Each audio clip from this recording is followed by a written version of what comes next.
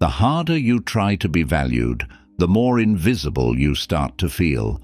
That is the part no one tells you soon enough. You give more time, more attention, more understanding, more effort. You answer faster. You explain more. You make yourself easier to reach, easier to keep, easier to ask from. And somehow, instead of feeling appreciated, you feel lighter in the worst way, less respected, less considered, less sure of where you stand. It is a painful contradiction because your heart tells you that giving more should create closeness, that being available should make people value you, that if you just care enough, prove enough, show enough, they will finally respond with the same weight you keep offering. But life does not always work like that. In fact, very often the more you chase attention, reassurance and approval, the more your presence starts losing shape. Not because you are not worthy, and not because people are cruel, but because chasing changes the way you carry yourself. It makes you move from need instead of center. You start checking their tone more than your own peace. You start measuring your worth through replies, reactions, invitations, and how warmly someone receives you. You begin explaining too much, waiting too much, adjusting too much. And little by little, your life starts revolving around what other people feel about you, instead of what you are building inside yourself. That is where respect starts slipping. Because respect grows around a person who seems rooted, a person with standards, a person with direction, a person whose energy is not constantly leaning outward, asking to be chosen, understood, reassured, and confirmed. The moment you return to yourself, people feel it. Your words get cleaner, your silence gets stronger, your choices stop sounding like requests for permission, and without forcing anything, without trying to look powerful, you begin to carry a different weight. This episode is not about becoming cold. It is not about pretending you do not care. It is about ending the habit of abandoning yourself just to feel important in someone else's eyes. Because the truth is, the respect you keep chasing outside often begins the moment you stop chasing at all. If this speaks to where you are right now, subscribe to the channel. And let's begin with the first truth. The more you chase, the less you feel valued. It is a strange kind of pain when you are the one giving more and somehow still feeling like less. You try harder. You reach out first. You keep the conversation alive. You explain your intentions. You make room for people. You show patience when they are distant, warmth when they are cold, understanding when they are inconsistent. From the outside, it can look generous, loyal, loving. But inside, something starts happening that is much harder to admit. The more energy you pour in, the more uncertain you begin to feel. Instead of feeling secure, you start wondering why you are still not being met with the same weight, why your effort is being received so casually, why your presence feels easier for people to enjoy than to truly value. That contradiction can confuse you for a long time, because your instinct says, if I care more, surely that should mean more. If I show up more, surely that should deepen the connection. If I prove how sincere I am, surely they will stop taking me lightly. But the truth is more uncomfortable than that. When your energy starts leaning too far outward, people often stop feeling your worth and start feeling your availability. And those two things are not the same. Availability without self-respect creates a strange signal. It tells people, often without words, that access to you is easy, that your attention can be gained without much effort, that your emotional energy will keep flowing even if theirs becomes inconsistent. It does not mean they consciously decide to disrespect you. Most of the time it is subtler than that. They simply begin relating to you in the shape you keep presenting. If you always come closer, they do not feel the need to move toward you. If you always explain, they do not feel the need to understand deeply. If you are always there, your presence stops feeling like something with weight and starts feeling like something that will remain no matter what. That is where the hurt begins. Not only in how they treat you, but in what happens inside you while it is unfolding. You start watching them more closely. You notice delays more sharply. You read more into tone. You become more emotionally dependent on how they respond, because now you have invested so much of yourself that every small reaction feels like a verdict.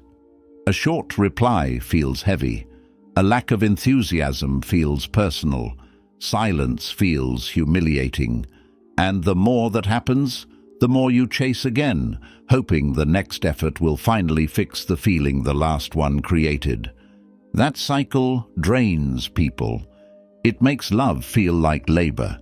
It makes connection feel like performance. It turns your presence into a request instead of a reality.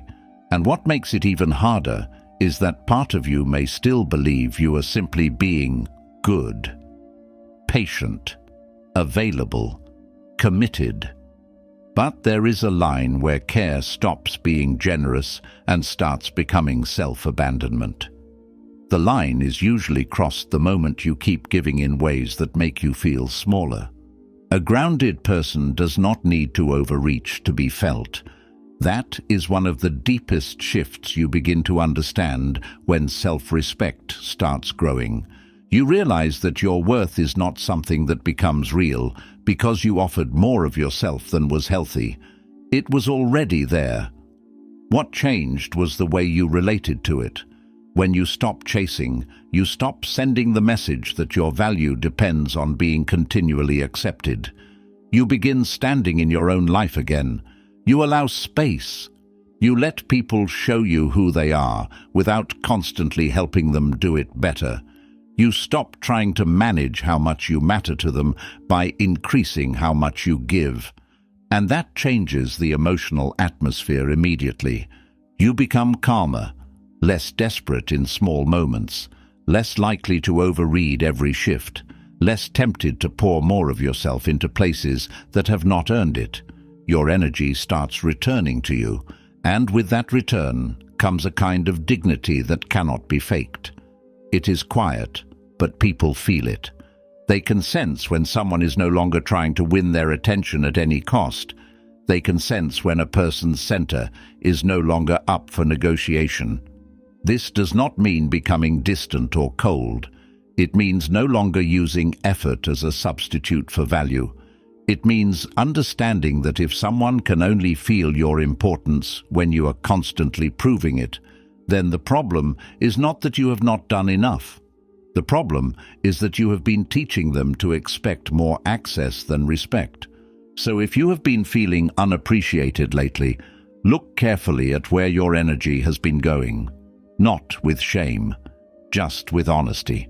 Ask yourself whether your giving has been coming from fullness or from fear, whether your effort has been rooted in self-respect or in the hope that one more act of devotion will finally make someone hold you differently. Because the painful truth is this: the more you chase to be valued, the more you train yourself to live like your value is still waiting to be confirmed. And real change begins the moment you stop running after what should have been able to recognize your weight without being chased. 2. People notice the way you treat yourself. People learn how seriously to take you by watching what you keep allowing. Not from the big speeches, not from the image you try to project, from the smaller, quieter patterns that repeat around you, the way you speak about yourself, the way you protect your time, the way you respond when something feels off, the way you keep abandoning your own needs just to keep the connection comfortable. All of it teaches people something. And most of the time, they are learning from your behavior long before they are listening to your words. This is why self-treatment matters so much. If you constantly interrupt your own priorities for anyone who reaches out, people notice. If you always act like your boundaries are flexible, your standards are optional, and your inner life can be disturbed at any time, people notice that too. They may not sit down and say it out loud, but they feel it. They feel whether you are rooted in yourself or whether you are easy to move away from your center. And once that pattern becomes familiar, they begin relating to you through it. That can be painful to admit, because sometimes you are not trying to be weak. You are trying to be kind. You are trying to be understanding, patient, generous, low maintenance, easy to love. But when kindness keeps costing you your own stability, something gets taught beneath the surface.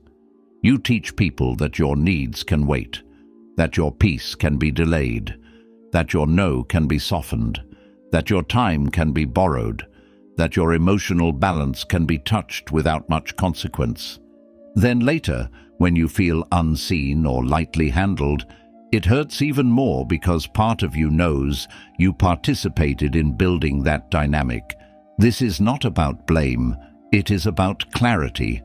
The truth is, people often take their cues from you. They watch what you tolerate. They watch how quickly you step away from yourself in order to keep them comfortable. They watch whether your values stay firm when there is tension, or whether they disappear the moment you fear disapproval. And when they see you repeatedly choosing connection over self-respect, they begin to understand that your center is negotiable. That is the word that matters here. Negotiable. When your center feels negotiable, your presence starts losing weight. Your words may still sound strong sometimes, but they do not land with the same force because people can feel that your actions are still waiting for permission. You may say, "You deserve better," but if you keep accepting less, your life starts speaking louder than your mouth.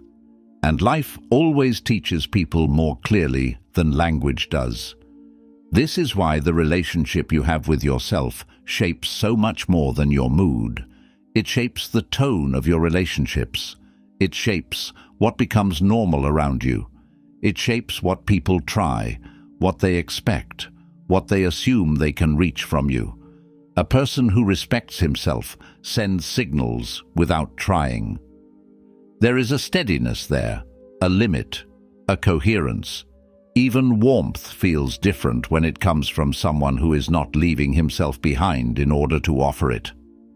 Marcus Aurelius kept returning to the idea that the soul takes on the color of its thoughts, but in a practical sense, it also takes on the shape of its habits. If your daily habit is self-neglect in the name of being liked, then eventually that habit starts reaching into everything. You feel it in your energy, your resentment, your confusion, your constant questioning of whether people truly value you. But often the deeper issue is that you have not fully valued your own inner world enough to protect it. And people can feel that.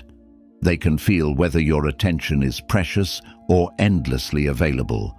They can feel whether you are speaking from self-possession or from the hope of being received well. They can feel whether your presence is something grounded or something that keeps reaching outward to be confirmed. The good news is that this can change faster than you think. The moment you begin treating your own life as something that deserves order, your presence changes. When you stop rushing to explain yourself, people feel it. When you stop overextending to maintain every connection, people feel that too. When you start honoring your own time, your own pace, your own silence, your own needs, something settles inside you. You become less emotionally available to chaos, less eager to be chosen at the cost of abandoning yourself. And that creates a different kind of gravity. It is not arrogance, it is self-respect becoming visible. So if you want to understand why certain relationships feel out of balance, do not only look at what other people are doing, look at the example you may have been setting without realizing it. Look at where you keep teaching the world that you will move away from yourself first. Look at where you have been acting as if your own peace is the most negotiable thing in the room, because people notice the way you treat yourself, and sooner or later, many of them respond to that version of you. 3. Seeking approval makes you easy to dismiss. The moment approval becomes too important, your presence starts changing in ways you may not notice at first. You still sound like yourself on the surface. You still have opinions, preferences, standards, intentions. But underneath, something is shifting. Your words start carrying a small hesitation. Your choices become a little softer around people whose acceptance matters too much. You begin checking the room before you speak, adjusting your tone before you finish the sentence, shaping yourself in real time so the response feels safer. None of this usually looks dramatic. It looks polite, adaptable, socially aware. But if it keeps happening, it slowly takes the weight out of you. That is the hidden cost of seeking approval. It makes you less solid in your own life. You stop speaking from conviction and start speaking from calculation. You stop asking, "Is this true for me?" and start asking, "How will this land?" You stop deciding from center and start deciding from fear of friction, fear of being disliked, fear of seeming difficult, awkward, intense, too much, not enough. The mind becomes busy with impression management, and once that happens, your energy is no longer fully behind what you say or do. Part of you is always standing outside yourself, watching, editing, anticipating reactions. People feel that, even if they cannot explain it. They can sense when a person is too dependent on being received well, not always consciously but relationally. They feel the instability. They feel that your confidence is leaning outward, and once your center starts leaning outward, dismissal becomes easier. Not because you are suddenly less worthy, but because approval-seeking creates a softer emotional frame around you. It makes your presence easier to shape, easier to test, easier to influence. A person who is always adjusting to hold attention rarely feels fully grounded. This is why chasing approval quietly changes behavior. You laugh when something bothered you. You agree too quickly. You explain more than necessary so no one misreads you. You apologize for things that did not require apology. You become extra careful with your truths in environments where honesty might cost warmth. Sometimes you even tell yourself you are just being mature, diplomatic, easygoing. But deep down, there is often another force operating beneath all that restraint: the desire to stay acceptable. That desire can become exhausting. It keeps you hyper-aware of reactions. A slight change in tone can disturb your peace. A cool response can send you into self-correction. A lack of enthusiasm can make you question what you said, how you came across, whether you should have been softer, clearer, more agreeable, less direct, more available. So now you are not only trying to live your life, you are also trying to protect your image in the minds of other people, and that is a very draining way to exist. The deepest problem is not just that approval-seeking makes you anxious, it makes you negotiable. Once people feel that your stability depends on how they respond to you, a subtle imbalance enters the relationship. They may not become cruel, they may not even intend harm, but the dynamic changes. The emotional ground is no longer level. You start carrying more of the tension because you are more invested in keeping things smooth, keeping things warm, keeping yourself liked. That extra investment gives other people more power over your inner state than they should have. And respect rarely grows in that atmosphere. Respect grows around firmness, around coherence, around someone whose behavior does not become shaky the moment acceptance is uncertain. That does not mean becoming rude or detached. It means not being so hungry for approval that your personality starts losing its shape. The person who can tolerate being misunderstood a little, disliked a little, not instantly affirmed, not constantly reassured, that person begins to carry a different kind of presence. More grounded, more stable, harder to brush aside. Epictetus spoke often about not tying yourself too tightly to what lies outside your control, and approval belongs there more than many people want to admit. You cannot control whether someone finds you impressive, agreeable, admirable, warm enough, sharp enough, easy enough to be around. You can influence impressions, of course, but once approval becomes your emotional fuel, you become dependent on something no one can ever give you consistently enough to make you whole. That is why the shift has to happen inside first.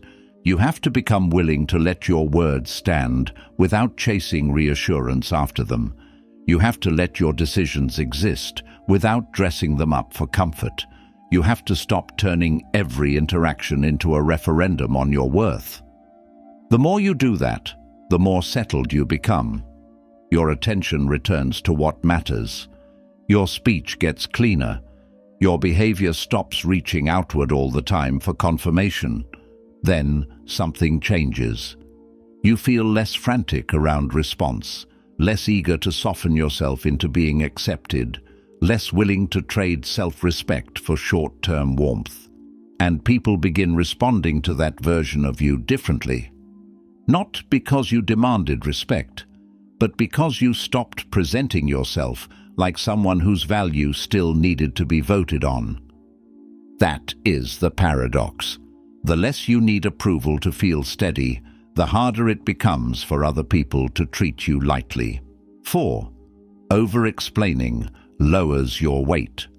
The more you keep explaining yourself, the more it can sound like your position needs permission to exist. That is why overexplaining weakens presence so quickly.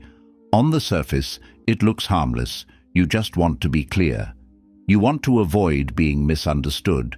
You want people to know your reasons, your intentions, your heart, your logic.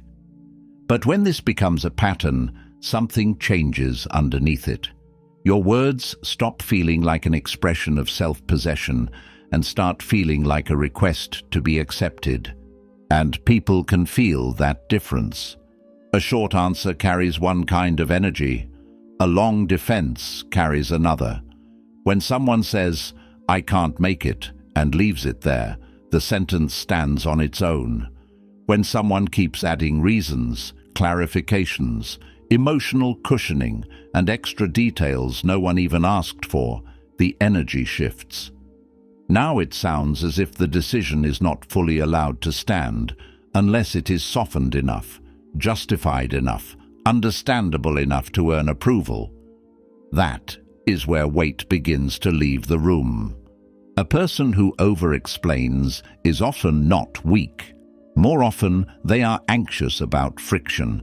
They are trying to manage the other person's reaction before it happens. They are trying to reduce disappointment, avoid conflict, stay liked, stay seen as reasonable, kind, harmless. Maybe you have done this yourself. You say no, but then you rush to make the no easier to swallow. You make a decision, but then you feel the need to explain why it was necessary, why you are not being unfair, why you are not cold, why you are not selfish, why you are still a good person. So even when your choice is right, your delivery starts leaning outward. That leaning is expensive. It teaches people that your boundaries are open to discussion. It invites negotiation where there should have been clarity. It suggests that your choices become more valid when other people emotionally approve of them. And once that pattern repeats enough, something subtle happens. Others stop hearing your words as final. They begin hearing them as the beginning of a conversation in which your stance may still be softened, adjusted, or persuaded out of itself. This is why over-explaining often creates the very thing you were trying to avoid. You wanted understanding, but you invited more questioning. You wanted peace, but you created more back and forth. You wanted to seem thoughtful, but now your words sound uncertain. And worst of all, you start feeling it inside yourself. After enough of this, you no longer just explain to others. You begin losing the clean feeling of your own decisions. You start relating to your choices as if they still need to be defended, even when no defense was necessary. Respect tends to grow around clean speech. Not harsh speech, not arrogant speech, clean speech. Words that do not chase after themselves, words that do not beg to be emotionally approved before they can stand. There is a kind of quiet strength in saying only what is needed and then letting it rest. That doesn't work for me. I'm not available for that. I've decided to go in a different direction. No. When those words come from self-respect, they do not need decoration. They do not need a long emotional explanation to become true. That kind of brevity unsettles some people at first. Not because it is wrong, but because many are used to access, used to getting the extra reasoning, the softening, the window into your internal process, used to feeling that if they press a little, more will come out. So, when your words become simpler, calmer and more settled, they may feel a shift they cannot name. The shift is this. Your center is no longer leaning toward them for approval, and that is where your presence gets heavier. Marcus Aurelius had a way of returning to simplicity in thought and conduct. He understood that unnecessary mental clutter weakens a person from the inside. Overexplaining is often that same clutter in spoken form. Too many words trying to do the work that inner steadiness should have done before the sentence was even spoken. When your mind becomes clearer, your language usually follows. You stop trying to make every truth emotionally painless for the people hearing it. That doesn't make you cruel. It makes you more honest. There is also another layer here that matters. Over-explaining usually reveals something about your relationship with yourself. If you truly believe you are allowed to take up space, to choose differently, to say no, to change, to protect your peace, then your words naturally become less crowded. But if some part of you still feels guilty for having needs, limits, preferences or standards, that guilt slips into your speech. Then every sentence starts carrying apology, even when the word sorry is never said. People hear that too. So the real work is not only to speak less, it is to stand more firmly behind what you already know is true. When that happens, your voice changes on its own. You stop flooding the moment with explanation. You stop handing over extra pieces of yourself just to make the decision easier for others to digest. You say what is real, and you let it be enough. That changes how people respond to you. Your words start sounding more settled. Your boundaries stop sounding like emotional experiments. Your choices stop feeling like open arguments. There is less to push against because there is less nervous energy leaking out of the sentence. And with that, respect often grows naturally, not because you became louder, but because you stopped weakening your own position after stating it. So pay attention to where you keep explaining beyond the truth. Notice where your words become crowded because you are trying to manage how they land. Notice where you are asking to be understood before allowing yourself to be firm. Because the more you defend what already has the right to stand, the more you quietly tell the world that your position is still waiting to be approved. And the moment that stops, your words begin carrying a different kind of weight. 5. Your life cannot revolve around their response. The moment your emotional balance starts depending on how other people respond, your center is no longer really yours. That is where a lot of quiet suffering begins, not in some dramatic betrayal, but in the daily habit of leaning too far into reaction, You send the message, and now your mood waits. You share something important, and now your peace waits. You show up with warmth, honesty, effort, presence, and now some part of you begins scanning for proof that it was received the right way. A delayed reply can suddenly change the tone of your day.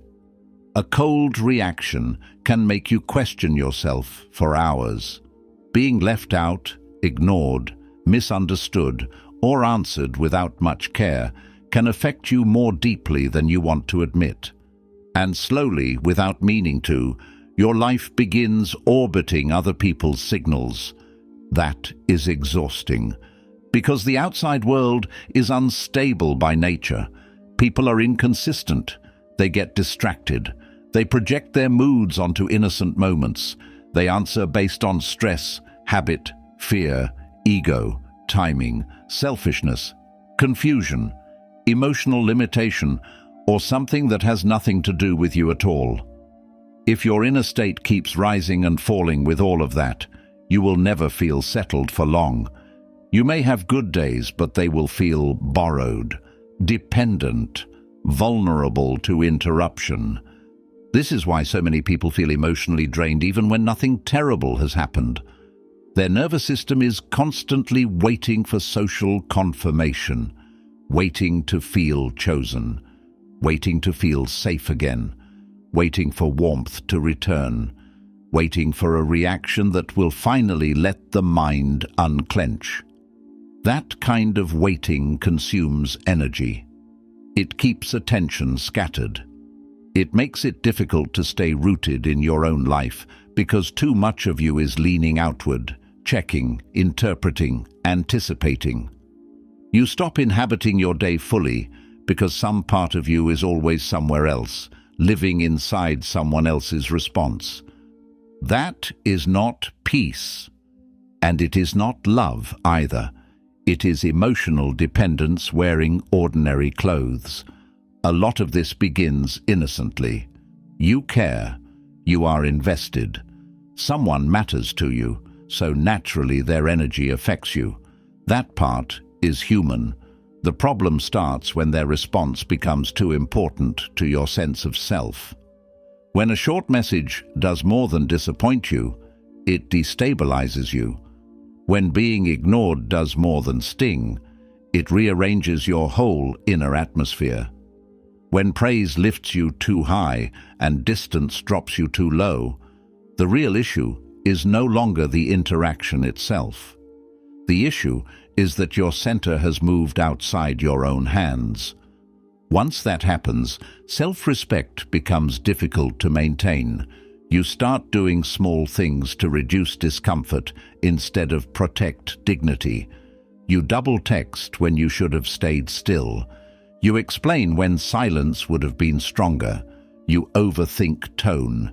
You become too available after being treated lightly, hoping your availability will somehow repair the imbalance. Instead of observing what is being shown to you, you begin working to fix the feeling their behavior created inside you. That is where clarity gets lost. A grounded life cannot be built that way. Your mood cannot keep living at the mercy of reply speed, praise, inclusion, attention, and social reassurance.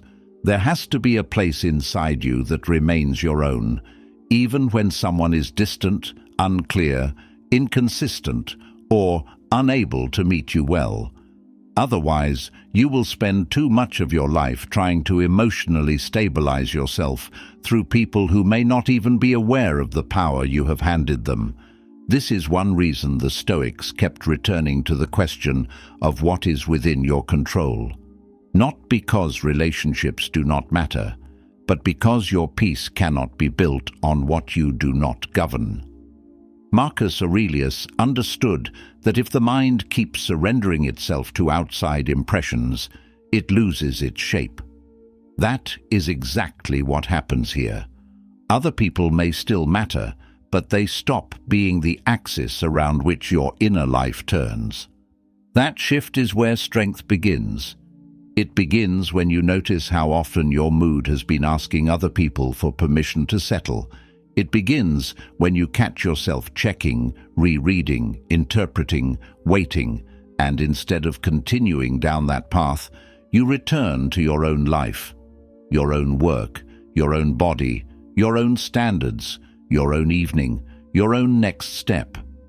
The energy that was about to disappear into reaction gets reclaimed. Not all at once, perhaps, but enough for something important to happen.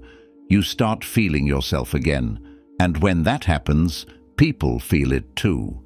There is a visible difference between someone who is emotionally governed by response and someone who is not. The second person still cares, but they do not collapse around inconsistency. They do not become frantic in silence. They do not make one person's behavior the center of the day. Their attention has somewhere deeper to go. Their life has substance beyond the interaction. That creates weight. Not fake detachment, not performative indifference, but real steadiness. It changes how you speak. It changes how long you wait before reacting. It changes what you tolerate. It changes what you no longer need explained. Most of all, it changes the feeling you bring into every relationship. You are no longer arriving with an invisible bowl in your hands, hoping someone will fill it with reassurance. You are arriving with a life already in progress, a mind already occupied with something meaningful, a self that is no longer asking every interaction to answer the question of whether you matter. That is freedom. So pay close attention to what keeps throwing your inner world off balance. Notice where your day becomes emotionally hijacked by someone else's tone, delay, approval, distance, or inconsistency. Do not judge yourself for it. Just see it clearly. Then ask the harder, better question. What part of my life have I stopped standing in because I have been too busy standing inside their response? Because the more your life revolves around what other people give back, the less rooted you become in what was supposed to be yours from the beginning, and real change starts the moment you come back to that center and stop living like your peace has to be returned to you by someone else. 6. Boundaries. Change how you are seen. People start seeing you differently the moment they realize they cannot reach every part of you whenever they want. That is what boundaries do. They change the shape of access. Until that happens, many relationships stay vague. People call when it suits them, take what they need emotionally, assume your time is flexible, expect your attention to remain available, and trust that you will keep adjusting to make everything easier. Then one day you stop moving that way. You pause before answering. You say no without guilt. You stop making yourself endlessly reachable. You stop explaining every limit as if it were a moral failure. And suddenly the dynamic changes, not because you became rude, because now there is form where there used to be openness without structure. A boundary is not a performance of strength. It is simply a line that tells other people where you end and where they do. Without that line, relationships often become confusing. You start feeling drained, resentful, lightly handled, emotionally overused, and you cannot always explain why. On the surface, nothing dramatic happened, but underneath, too much of you became publicly available. Your time, your patience, your emotional labor, your attention, your peace. All of it started being treated as if it could be entered too easily. That always affects how you are seen. When there are no limits, your value becomes blurred. People may enjoy your warmth, rely on your flexibility, even praise how understanding you are, but deep respect usually grows when there is shape to your presence. A person with no boundaries can be liked and still not be taken seriously. They can be appreciated in moments and still be quietly undervalued. Not because they lack worth, but because everything about the relationship tells others that access comes easily. Ease changes perception. What is always available is often felt less deeply. What adjusts too quickly is not treated with the same care. What never protects itself starts being approached without much awareness. This is not always cruelty. Much of the time, it is simply human nature moving along the lines you allowed. People respond to structure. They feel the difference between warmth that has self-respect behind it and warmth that is constantly sacrificing itself to stay welcomed.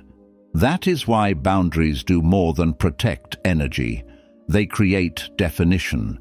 They tell the world that your time has value, that your inner life is not open territory, that closeness does not mean unlimited access, and that kindness does not cancel your limits. Once that message becomes visible, people begin relating to you through a different frame. They may not like it at first. Some may call you distant, changed, difficult, less available than before. But often what they are really noticing is not a loss of kindness. They are noticing the end of easy access. That discomfort is information. The people who respected you in a healthy way will usually adjust. The people who benefited from your lack of boundaries may resist. They may push, question, guilt, or test the new limit. That does not mean the boundary was wrong. Very often, it means the boundary finally exposed the real terms of the old dynamic. And that is painful, but useful. It shows you where connection was genuine and where it was partly built on your willingness to neglect yourself. A boundary also changes something inside you. The first time you hold one calmly, you feel it. Your nervous system notices that you did not betray yourself to keep the moment comfortable. You did not overextend to avoid being misunderstood. You did not hand over another piece of your life just because someone expected it. That creates a different kind of confidence. Not loud confidence, cleaner confidence. The kind that comes from knowing your no can stay standing. And when your no becomes real, your yes changes too. It has more sincerity, more weight, more intention. People feel that. They feel when your presence is chosen rather than endlessly given away. They feel when your attention is offered from self-possession instead of guilt. Boundaries do not make connection colder. They make it more honest.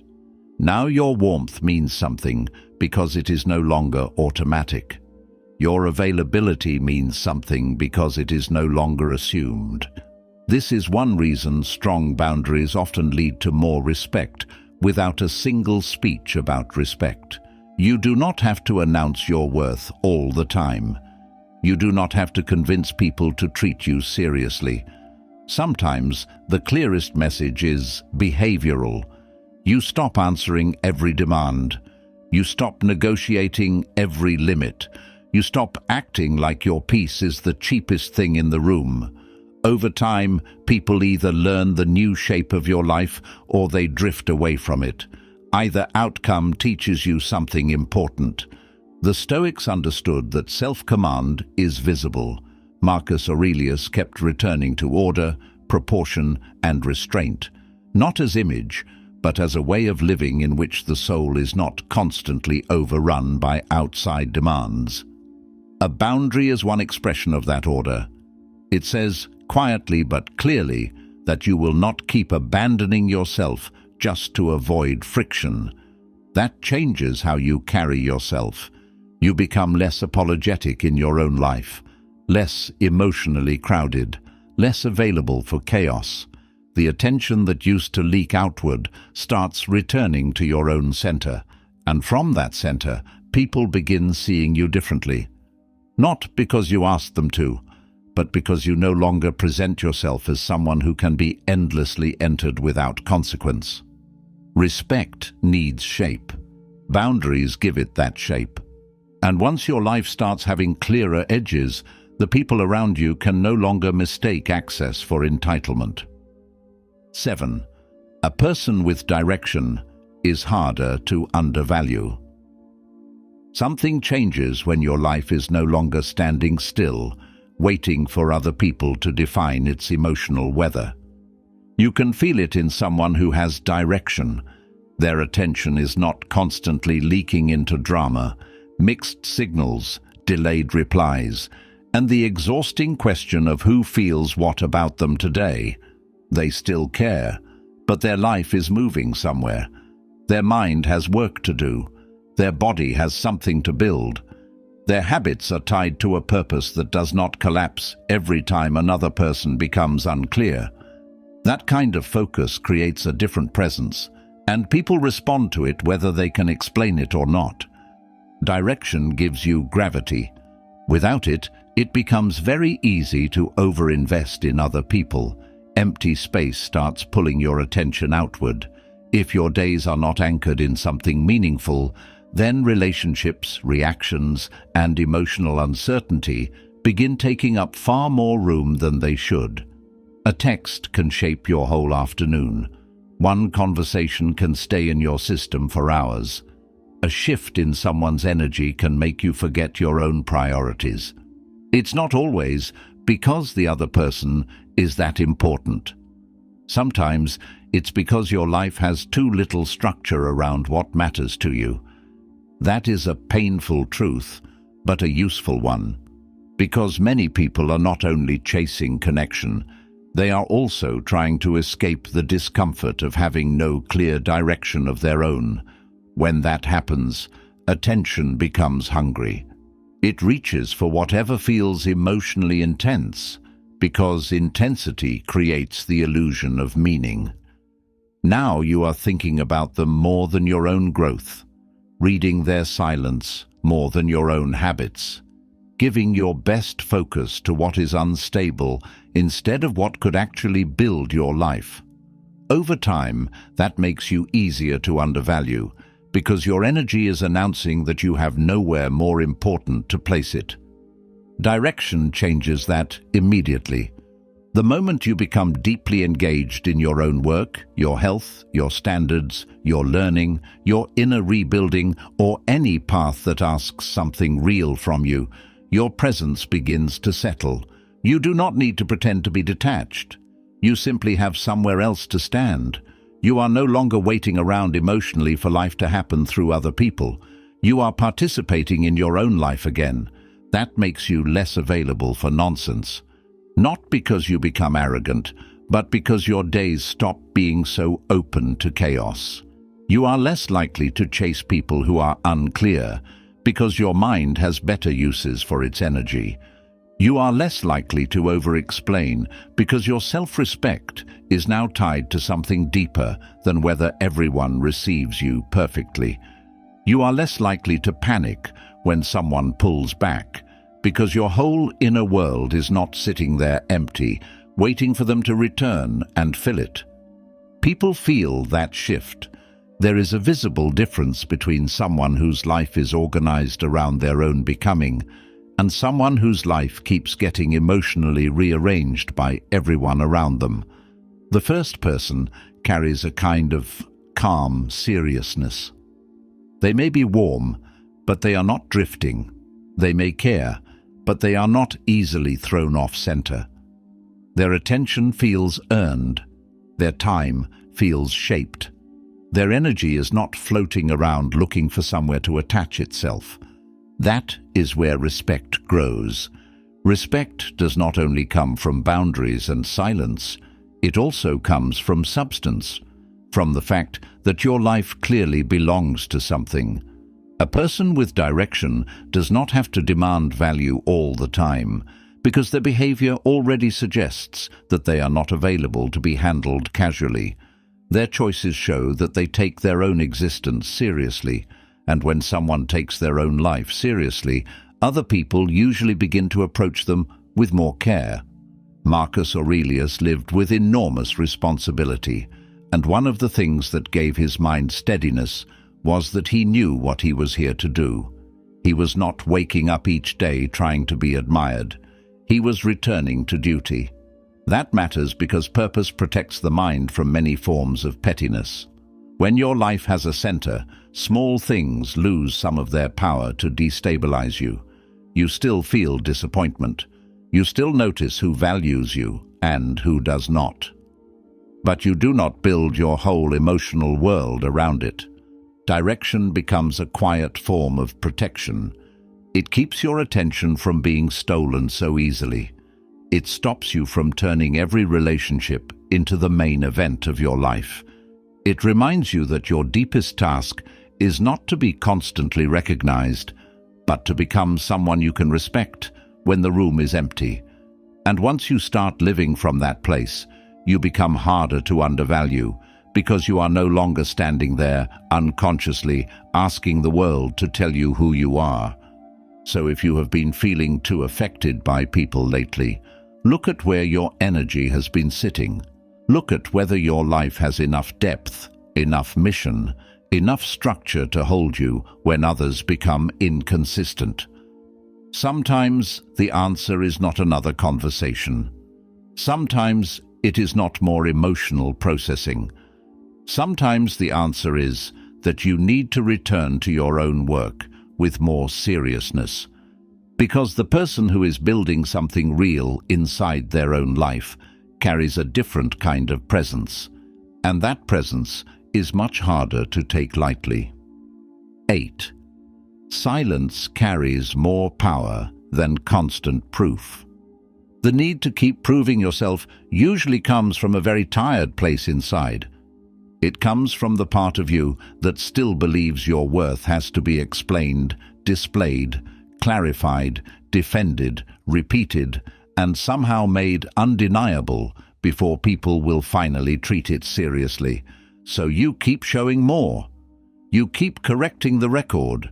You keep trying to make your intentions visible, your effort visible, your goodness visible, your value visible. And after a while, even if no one says it directly, something begins to feel off. You're doing too much just to be felt. That is when silence starts becoming important. Not the kind of silence that comes from fear, not silence as withdrawal, bitterness, or punishment. I mean the silence that comes from inner steadiness, the silence of someone who no longer believes every misunderstanding needs immediate correction. The silence of someone who knows that worth becomes lighter when it keeps begging to be recognized. The silence of someone who has stopped trying to manage every perception. That kind of silence changes your presence. People are used to visible effort.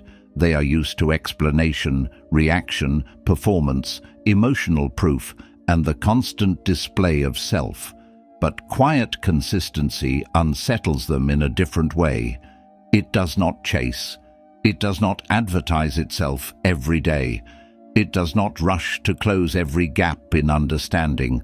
It simply remains what it is. And because it remains, it gathers weight over time.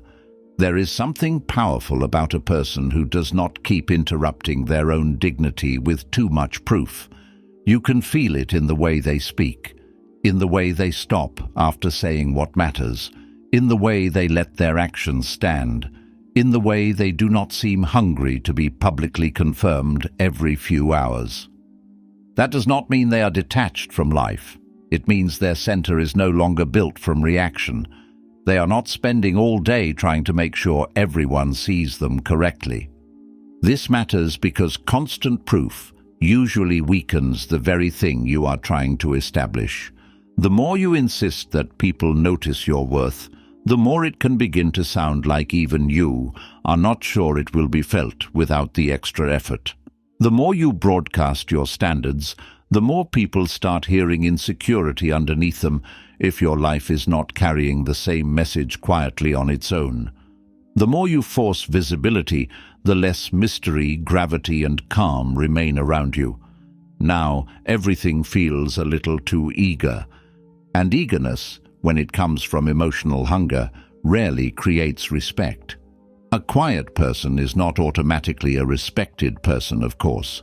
Silence by itself is not magic. But silence joined to substance becomes very difficult to ignore.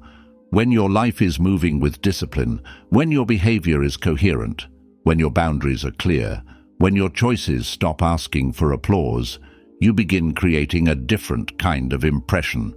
One that does not depend on volume, one that does not need to be updated every day, one that people arrive at on their own. That is much stronger than trying to drag them there. Part of maturity is accepting that some people will misunderstand you for a while. Some will underestimate you. Some will not see what you are building. Some will assume your silence means weakness simply because they have not yet learned the difference between quiet and uncertainty. If you keep chasing every one of those moments, you waste yourself. You spend your peace on correction. You spend your attention on image management. You begin living too close to the eyes of other people. Silence brings you back from that. It lets you stay rooted in what is real instead of constantly rearranging yourself around what is being perceived. It reminds you that not every false impression deserves your labor. Not every judgment deserves a response. Not every doubt from other people deserves an explanation from you. Sometimes the most powerful answer is time. Sometimes it is consistency. Sometimes it is the simple refusal to start performing just because someone failed to recognize your weight immediately. Marcus Aurelius understood that a person's task is to be good, not to keep announcing that goodness. He did not keep returning to self-command because he wanted to look impressive. He returned to it because inner order matters whether or not anyone is watching. That spirit belongs here. When you stop proving and start living, your life becomes the message. Not in a dramatic way, in a steady one. That steadiness often earns more respect than visible effort to be respected ever could. It also protects your mind. There is a lot of peace in no longer feeling responsible for making everyone understand you on schedule. There is relief in not needing to justify every good decision to people who are committed to reading you through old expectations. There is strength in letting your actions mature quietly instead of exposing every seed before it has become anything real. Because some things lose force when they are constantly announced. Growth is one of them. Discipline is one of them. Self-respect is one of them. The stronger they become, the less they usually need to speak about themselves. They simply start showing up in the way you wait, the way you refuse, the way you leave, the way you speak less, the way you no longer panic when recognition is late. That is when silence stops being absence. It becomes signal. It tells people that your life is not built around being interpreted correctly every moment. It tells them you are not available for endless emotional proving. It tells them that if they want to understand your worth, they will have to observe it, not just hear you insist on it. And that observation usually creates a deeper kind of respect, because it is not borrowed from your explanation. It is formed from what they keep seeing. So pay attention to where you are still working too hard to be recognized. Notice where you are explaining your value so often that you are thinning it out. Notice where your life would become heavier, not lighter, if you let your actions speak for a while without rushing in after them. You do not need to disappear. You do not need to become cold. You do not need to withhold truth when truth is necessary. But you do need to stop living as if constant proof is the price of being taken seriously. Sometimes your worth becomes more visible the moment you stop pushing it into the room. And sometimes the strongest thing you can do is let silence carry what frantic effort never could. 9. Self-respect comes before external respect. If you do not treat your own life as something worthy of care, protection, and order, other people will always feel that before they hear anything you say. That is the deeper truth beneath all of this. External respect may appear for a while through charm, image, usefulness, attractiveness, or timing. You may receive attention, you may even receive admiration. But if there is no real self-respect underneath it, none of that feels stable. It comes and goes too easily. One person's approval lifts you. One person's indifference unsettles you. A little praise makes you feel seen, and a little distance makes you question everything again. The reason is simple. What you are receiving from outside has nowhere solid to land inside. Self-respect changes that. It begins in very ordinary places. In the way you speak to yourself when no one is around. In the way you protect your time instead of donating it to every demand. In the way you care for your body instead of using it up carelessly. In the way you stop reopening doors that cost you peace. In the way you refuse to keep negotiating with what already drains, humiliates, confuses, or weakens you. These things may look small, but together they create a message, first to yourself, then to everyone else. My life is not something I handle cheaply. That message matters. Without it, you keep sending the opposite signal. You say you want respect, but you let your standards collapse when loneliness shows up. You say you value your peace, but you keep making room for what repeatedly disturbs it. You say your time matters, but you hand it over too easily. You say you deserve better, but your choices keep telling a different story. After a while, that contradiction becomes painful, not only because others feel it, but because you feel it. You begin losing trust in your own words. And when self-trust weakens, outside respect starts feeling even more necessary. Because now you need other people to give you what you are no longer fully giving yourself. That is a hard cycle to live in. It keeps you emotionally hungry.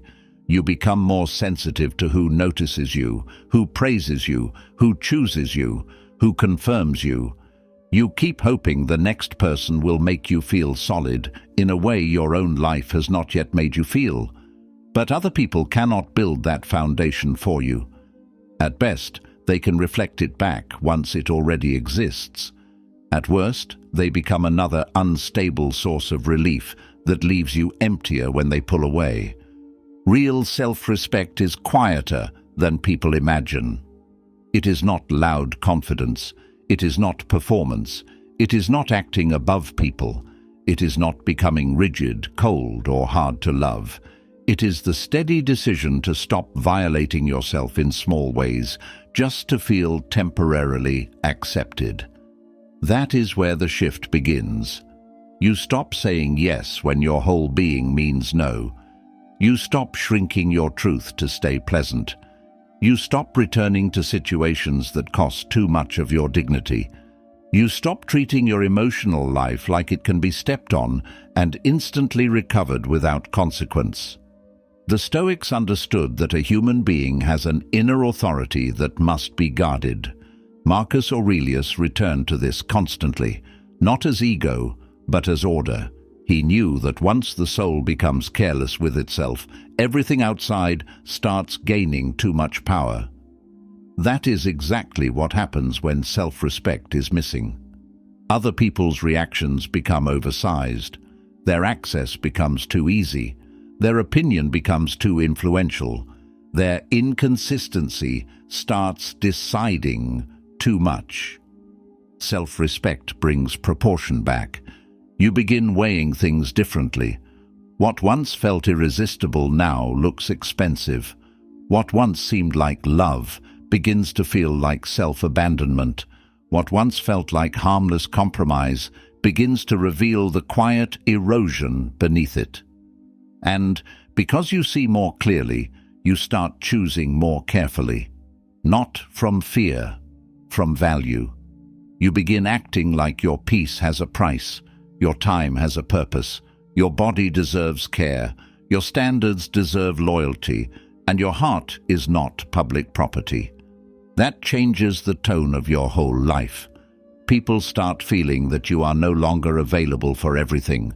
Your warmth becomes cleaner because it is no longer mixed with desperation. your silence becomes stronger because it is no longer full of self-doubt. Even your presence changes because now it is resting on something deeper than whether others happen to respond well today. This is why self-respect must come first. Without it, external respect remains unstable, almost accidental. With it, even when other people misunderstand you, overlook you, or fail to value you properly, something in you remains intact. You may still feel the disappointment, but it does not tear through your center the same way. You no longer need every outside response to hold you together because you have already begun doing that work yourself. And that is where life starts becoming less humiliating. You stop begging for what should only ever be shared freely. You stop needing to audition for basic consideration.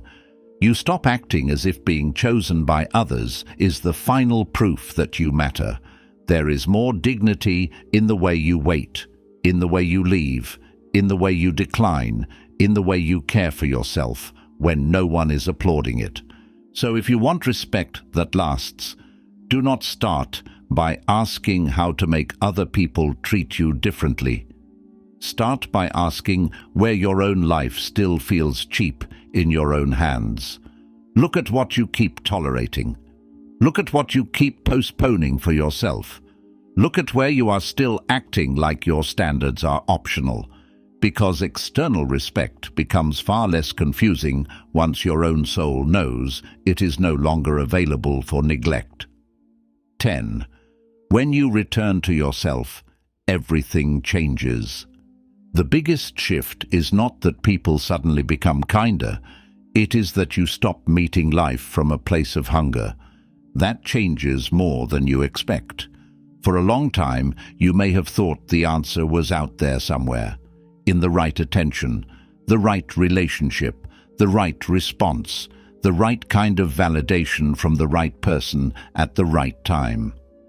You kept hoping that if someone finally saw your value clearly enough, everything inside you would settle. But the truth is, nothing fully settles while you are still standing outside yourself, waiting to be emotionally confirmed. The return begins when you stop doing that.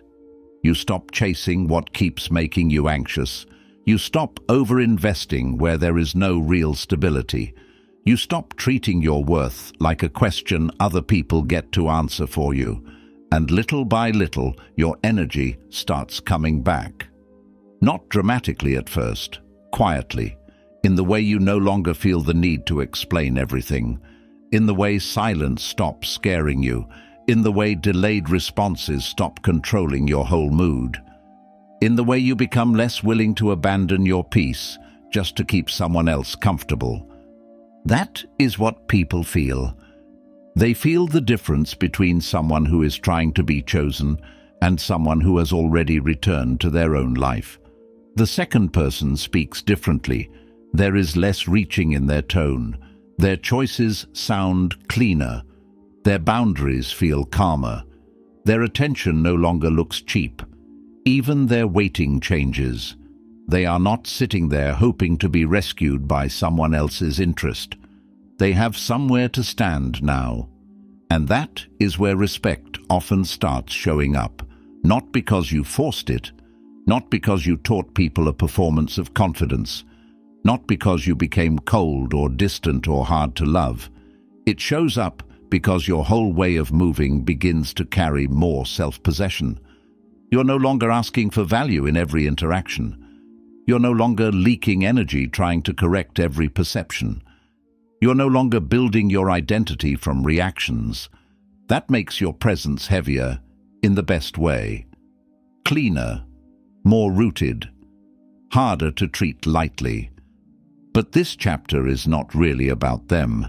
It's about what becomes possible for you once your center comes back home. You think more clearly. You choose more carefully. You stop making emotional decisions just to quiet short-term discomfort. You stop turning every mixed signal into a personal crisis. You become more patient, not because you are suppressing yourself, but because your life is no longer revolving around one person's behavior.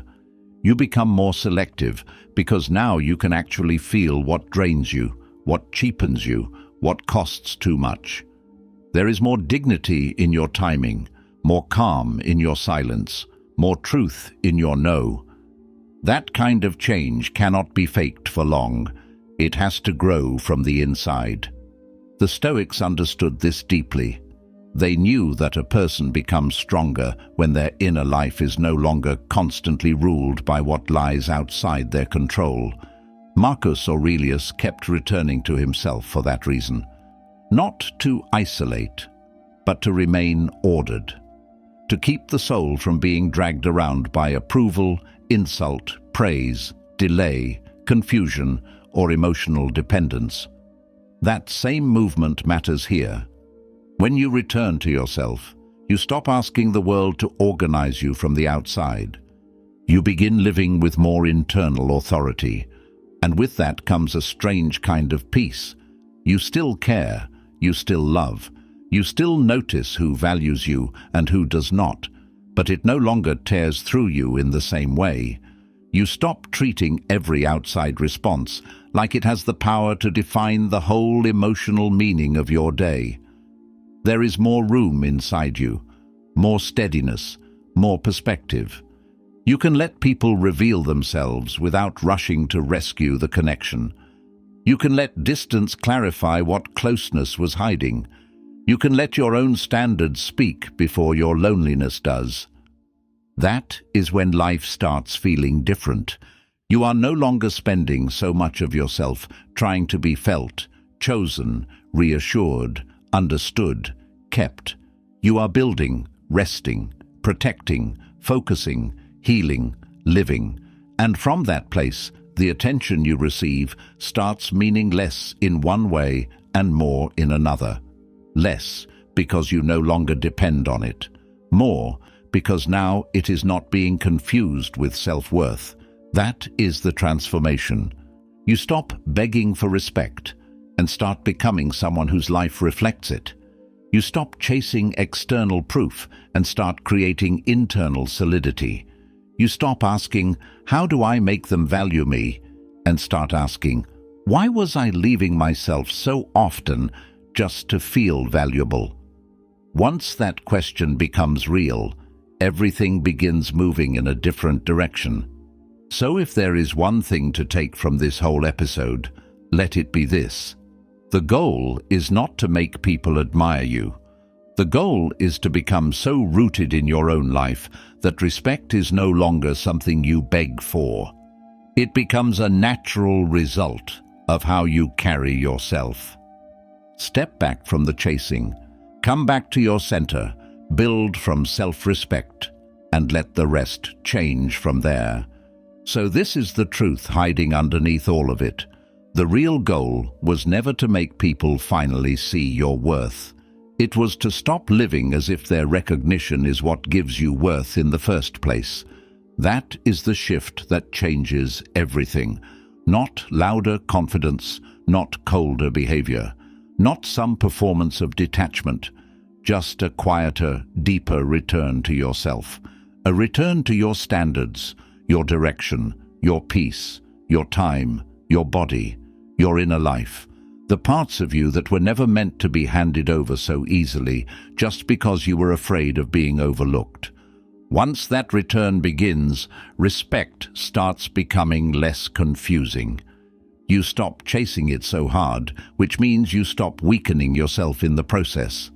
You are no longer trying to earn basic value by overgiving, overexplaining, overreaching, and overinvesting in every uncertain connection. You begin carrying yourself with more steadiness. Your words get cleaner. Your silence feels stronger. Your energy stops leaning outward all the time, asking to be chosen. And from there, people respond differently. Not because you demanded admiration, but because your life no longer feels emotionally available for cheap handling. That is the part worth remembering. Respect is not something you beg for at the door of other people's moods. It grows around a person who has stopped abandoning himself. It grows around someone whose life has shape, whose boundaries are real, whose center is not constantly moving for approval. And even when not everyone sees that immediately, it still matters, because the deepest reward is not that others finally treat you better. It is that you finally stop treating yourself lightly. That is where the real peace is. So if you have been feeling drained, unseen, too affected by who replies, who notices, who includes, who validates, take one step back. Not to play games, not to punish anyone, just to come home to yourself again. Put your attention where your life is waiting for it. Let your standards speak. Let your actions carry more of the message. Let your self-respect become something you live, not something you keep hoping other people will hand back to you. And if this episode met you at the right time, subscribe to the channel.